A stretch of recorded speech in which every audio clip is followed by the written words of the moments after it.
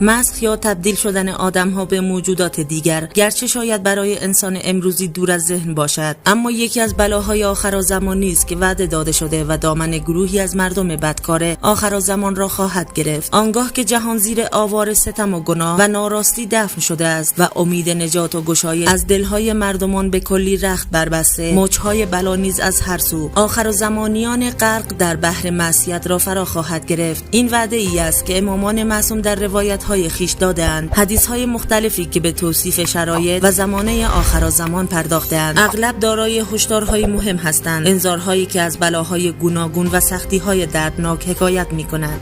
و اما چرا آخرالزمان؟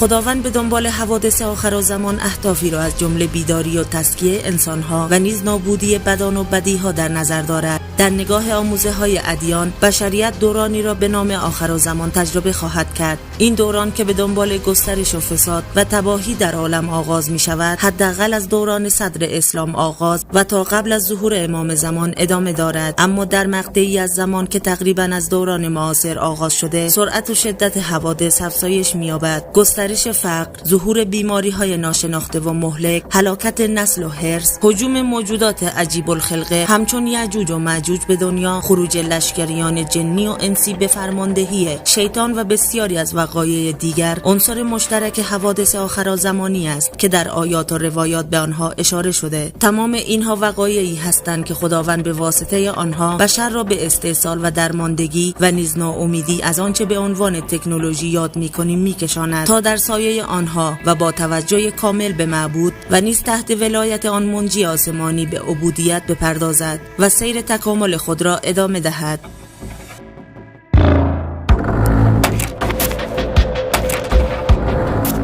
چرا ما باید دورانی به نام آخرالزمان را تجربه کنیم و چه ویژگی هایی برای آخرالزمان از اهل بیت بیان شده؟ ما در این ویدیو به موضوع آخرالزمان و به بررسی ابعاد مختلف این رویداد میپردازیم. قبل از تماشا کانال یوتیوب ما را سابسکرایب و برای حمایت از ما کافی است ویدیو را لایک کنید و در ادامه با فارسی کینگ همراه شوید. حقیقت امر این است که خداوند انسان را با هدف عبودیت خیش خلق کرد، به این معنا که انسان باید خود را همسو با برنامه‌ها و اهداف معبود خیش قرار میداد، اما در گام اول به دستورات او باید سر طاعت فرود می آورد. خداوند نیز سازوکار هدایت و رستگاری بشر را با بعثت انبیا و اولیای خیش و نزول کتب آسمانی فراهم آورد تا هم حجت بر انسانها تمام شود و هم مسیر عبودیت برای بشر روشن شود. اما از آن زمان که از یاد خداوند غفلت کرد و اسیر دنیا شد، راه را برای ورود شیطان به روی خود هموار کرد و در مرحله بعد معبود خود را ابلیس قرار داد. خداوند در چنین شرایطی برای بیداری انسانها سازوکاری را فراهم می آورد تا در پرتوی آن به سوی عبودیتش و سرنهادن به طاعت حجت‌هایش گردن نهند، چرا که نوعاً ما انسانها در سختی‌ها، ابتلاعات و شدائد یاد خدا می کنیم و در محضر او قرار می گیریم. اگر غیر از این باشد، تمام انسانها در قیامت دچار خسران می شوند و سرانجامشان غوطه‌ور شدن در جهنم اعمالشان خواهد بود. لذا ماجرای آخرالزمان از وجهی شبیه به عبور بنی اسرائیل از میان فساد فرعون و فرعونیان به سرزمین موعود توسط موسی کلیم و در نهایت غرق شدن فرعون، از وجهی دیگر مانند نجات ابراهیم از فتنه نمرودیان و گلستان شدن آن آتش سهمگین بر این پیامبر خدا و در آخر کشته شدن نمرود، و یا همچون ماجرای طوفان نوح پیامبر و رسیدن به ساحل نجات و غرق شدن فتنه‌گران است. در هر کدام از این رویدادها راه نجات تمسک به هادیان الهی و در آخرالزمان تمسک به ریسمان اهل بیت و سوار شدن در کشتی نجات آن انوار مقدس است. در این راستا اهل بیت احادیثی را بیان فرمودند، از جمله آن که امیرالمومنین در روایتی فرمود: پرچم حق به دست ما است، هر که در سایه آن درآید بر او سایه می‌افکند و هر کس برای رسیدن به آن سبقت گیرد از آتش فتنه ها رستگار بیرون می‌آید و هر کس از آن باز ماند نابود شود و هر که از آن جدا شود سرنگون گردد و هر کس بدان چنگ زند نجات یابد.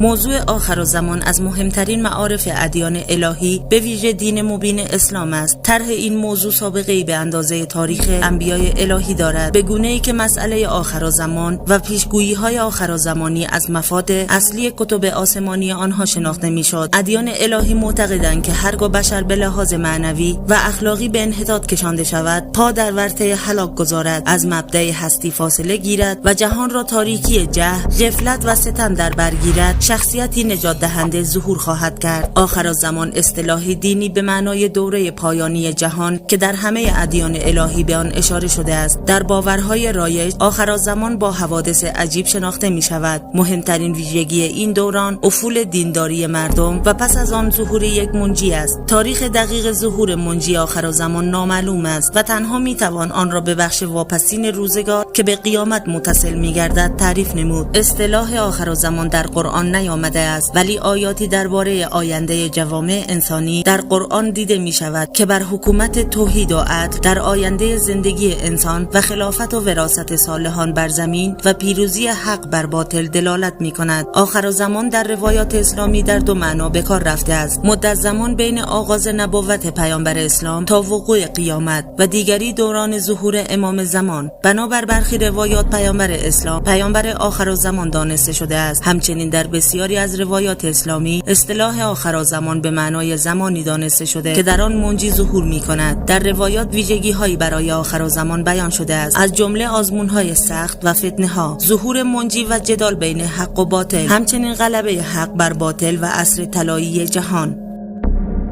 در روایات اسلامی نه تنها به تاریخ دقیق این مقطع زمانی اشاره‌ای نشده، بلکه تعیین تاریخ دقیق آن تکذیب شده است. بنابراین وقت ظهور منجی را کسی جز خدا نمی‌داند و از مصادیق علم غیب به شمار می‌رود. امام رضا علیه السلام از پیامبر اسلام نقل می‌کند که زمان قیام موعود مانند قیامت است که کسی جز خداوند آن را نمی‌داند و به طور ناگهانی اتفاق می‌افتد. در روایات اسلامی برای این دوران علامت‌هایی ذکر شده که به نشانه‌های آخرالزمان معروف است و از این لحاظ ظهور موعود به قیامت تشبیه شده است، زیرا همچنان که قیامت علائمی دارد، ظهور موعود نیز دارای نشانه‌هایی است که قبل از آن رخ می‌دهند. در روایات این نشانه‌ها از آن رو که رویدادهای مهم عصر ظهور هستند به علائم ظهور معروف شدند که عبارتند از خروج سفیانی، خروج سید حسنی، اختلاف بنی عباس در ملک و ریاست، کسوف خورشید در نیمه رمضان و خسوف ماه در پایان آن، طلوع خورشید از مغرب، قتل نفس زکیه، خرابی مسجد کوفه، خروج یمانی، حلال شمرده شدن خون و مال مردم، خروج دجال، وقوع جنگ‌ها و کشتارها، زیاد شدن هرج و مرج و سست شدن ایمان مردم، عدم امنیت، ظهور فتنه‌های مختلف در میان عرب، از بین رفتن حیا در زنان و کودکان، رواج ربا، بی‌نیاز شدن مرد از زن و زن از مرد. پس از ظهور این نشانه‌ها نوبت به ظهور منجی میرسد که از مهمترین رویدادهای آخرالزمان دانسته شده است.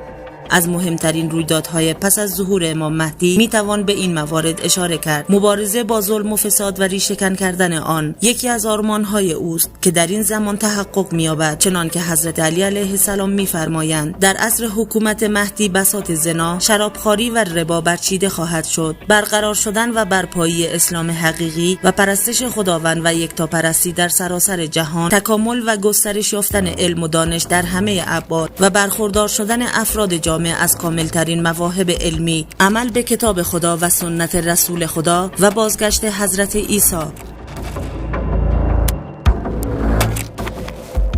طبق روایات اسلامی یکی از رویدادهای مهم عصر ظهور نزول حضرت عیسی از آسمان می باشد. از این روایات برمی آید که وی در انقلاب جهانی آخرالزمان شرکت و حضور دارد و برای اقامه قسط و عدل از آسمان فرود می آید، اما زیر لوای امام مهدی است و مستقل عمل نمی کند.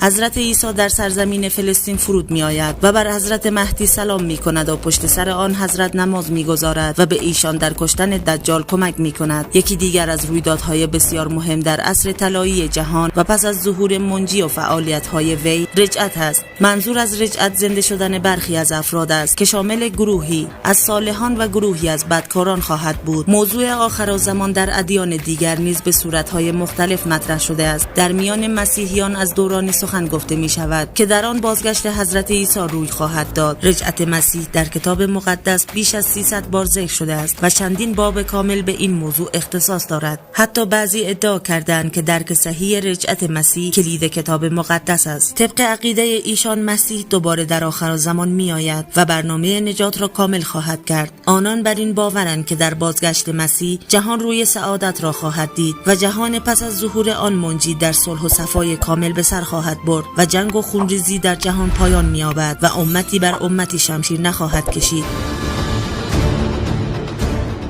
در فرهنگ مسیحی و کتاب مقدس اعتقاد غلبه حق بر باطل در این دوران روشن است و از دیدگاه ایشان منجی مسیح می باشد. در دین یهود هم بارها به روزهای آخر یا روز خداوند اشاره شده و دورانی است که در آن یهودیان به آخرین حد اطلاع خود خواهد رسید و گناهکاران نابود خواهند شد و پادشاهی از نسل حضرت داوود که روح خداوند بر او قرار گرفته و حکیم و خدا ترس از ظهور خواهد کرد و جهان را از عدل و خیر و برکت پر خواهد نمود، چنان که گرگ با بره و پلنگ با بزغال سکونت خواهند داشت. روز خداوند روزی است که سیر تاریخ جهان به نقطه غایت و کمال خود میرسد.